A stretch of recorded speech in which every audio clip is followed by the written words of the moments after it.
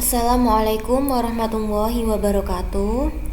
Selamat pagi anak-anak kelas 5 MI Sultan Fata Demak. Kembali lagi dengan Bu Uma pada pelajaran fikih hari ini. Sebelum memulai pelajaran, mari kita membaca basmalah bersama-sama. Bismillahirrahmanirrahim.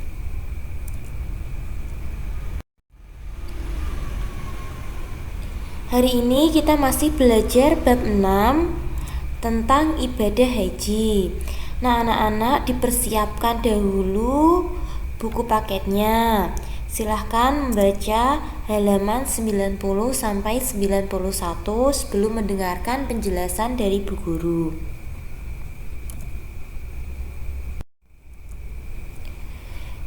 Yang pertama, kita akan membaca ketentuan ibadah haji. Nah, pembahasan yang pertama adalah hukum haji. Hukum asal ibadah haji adalah wajib bagi yang mampu. Namun, dalam keadaan tertentu dapat berubah menjadi sunnah, makruh, dan haram. Nah, yang pertama, wajib. Hukum asal haji diperuntukkan bagi orang yang baru pertama kali akan menunaikan ibadah haji dan telah mampu menjalankannya. Kemudian hukum haji itu menjadi wajib apabila orang tersebut telah bernazar atau berjanji akan melaksanakan ibadah haji. Yang kedua, hukum haji adalah sunnah. Nah, haji ini sunnah apabila dikerjakan untuk kedua kalinya dan seterusnya. Lalu, untuk anak kecil, hukum haji juga sunnah. Dan terakhir, hamba sahaya, hukum hajinya adalah sunnah. Masih ingat kan apa itu hamba sahaya? Nah, hamba sahaya adalah seorang budak.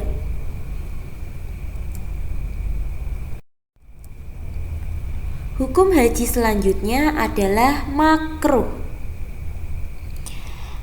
Makruh apabila sudah pernah melaksanakan haji, sementara masyarakat di sekelilingnya masih hidup serba kekurangan dan butuh bantuan untuk kelangsungan hidup.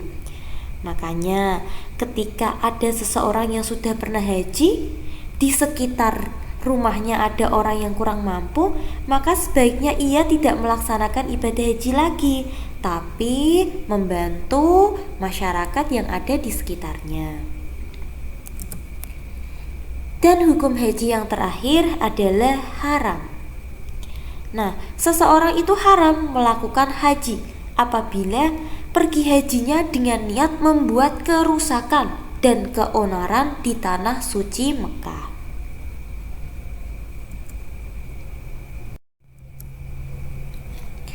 Waktu haji. Waktu ibadah haji itu sudah ditentukan syariat Islam, dan haji merupakan salah satu ibadah yang telah ditentukan waktunya. Ibadah haji hanya boleh dilaksanakan pada bulan-bulan yang ditetapkan Allah. Apa aja bulannya? Yaitu Syawal, Zulqa'dah, dan Zulhijjah. Bulan-bulan ini sudah ditetapkan Allah. Jadi ketika anak-anak melaksanakan ibadah haji di luar bulan ini, pastinya hajinya tidak diterima.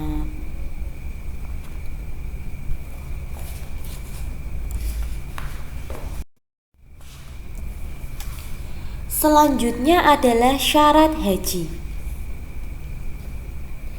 Setiap muslim yang akan melaksanakan ibadah haji harus memenuhi syarat haji. Yang pertama, Islam. Orang yang tidak beragama Islam tidak wajib atau tidak sah pergi haji.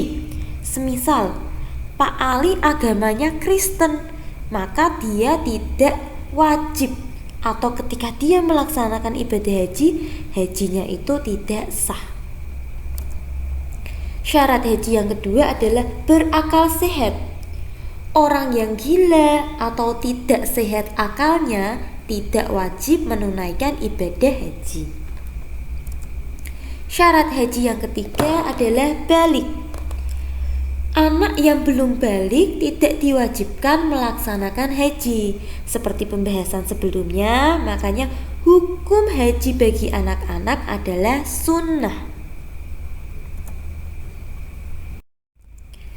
Syarat haji yang keempat adalah mampu, atau disebut juga dengan istitoah. Arti mampu adalah memiliki bekal kehidupan dan perjalanan ke tempat tujuan. Jadi fakir miskin itu tidak diperintahkan atau tidak diwajibkan melaksanakan haji. Nah, ini ada rincian beberapa kriteria mampu dalam melaksanakan ibadah haji. Yang pertama, mampu jasmani dan rohani. Artinya seseorang itu sehat jasmaninya juga rohaninya. Yang kedua, memiliki bekal. Yang ketiga, ada kendaraan.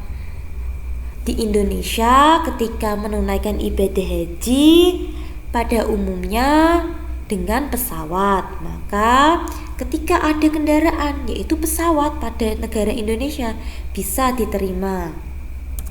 Selanjutnya, aman dalam perjalanan. Dan yang kelima, mampu itu artinya bagi wanita itu harus didampingi muhrimnya atau bersama wanita lain yang dipercaya. Semisal seorang istri, dia harus didampingi suaminya atau didampingi wanita lain yang dapat dipercaya.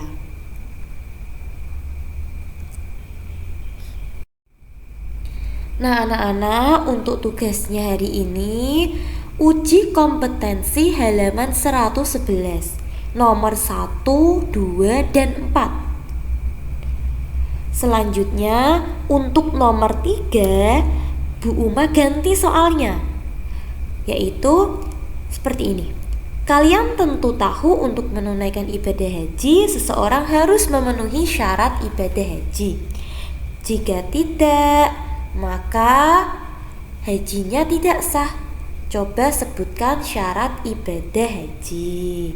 Nah, berarti jumlah soalnya adalah 4. Nah, anak-anakku, demikian yang dapat Bu Guru sampaikan. Maaf apabila ada salah kata. Wassalamualaikum warahmatullahi wabarakatuh.